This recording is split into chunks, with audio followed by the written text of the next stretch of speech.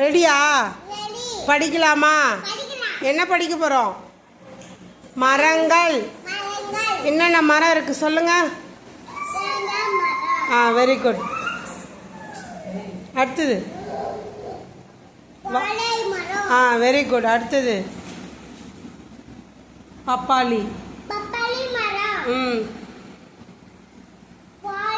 மாதுளை.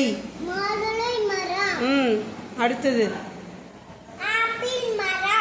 Very good. Very good. ஃபர்ஸ்ட்லேருந்து வாங்க. ஃபர்ஸ்ட்லேருந்து மேலேருந்து வா.